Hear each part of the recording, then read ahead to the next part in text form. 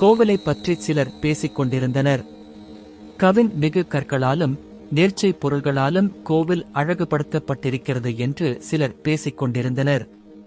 இயேசு, இவற்றையெல்லாம் பார்க்கிறீர்கள் அல்லவா? ஒரு காலம் வரும், அப்போது கற்கள் ஒன்றின் மேல் ஒன்று இராதபடி இவையெல்லாம் இடிக்கப்படும் என்றார். வரப்போகும் கேடு பற்றி அறிவித்தல். அவர்கள் இயேசுவிடம், போதகரே, நீர் கூறியவை எப்போது நிகழும்? இவை நிகழப்போகும் காலத்திற்கான அறிகுறி என்ன என்று கேட்டார்கள்.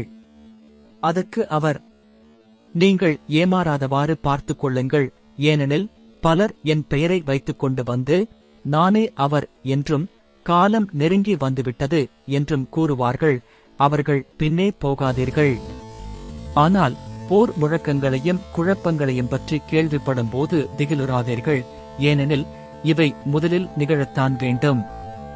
ஆனால் உடனே முடிவு வராது என்றார். மேலும் அவர் அவர்களிடம் தொடர்ந்து கூறியது, நாட்டை எதிர்த்து நாடும் அரசை எதிர்த்து அரசும் எழும். பெரிய நிலநடுக்கங்களும் பல இடங்களில் பஞ்சமும் கொள்ளை நோயும் ஏற்படும்.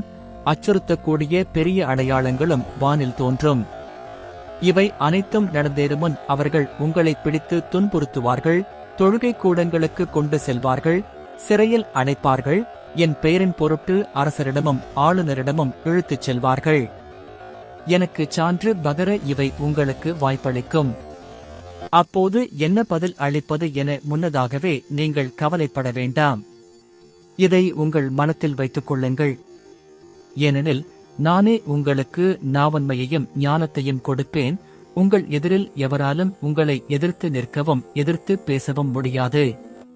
ஆனால் உங்கள் பெற்றோரும் சகோதரர் சகோதரிகளும் உறவினர்களும் நண்பர்களும் உங்களை காட்டிக் கொடுப்பார்கள். உங்களுள் சிலரை கொல்வார்கள். என் பெயரின் பொருட்டு எல்லாரும் உங்களை வெறுப்பார்கள். இருப்பினும் உங்கள் தலைமுடி ஒன்று கூட விழவே விழாது. நீங்கள் மன உறுதியோடு இருந்து உங்கள் வாழ்வை காத்துக் கொள்ளுங்கள்.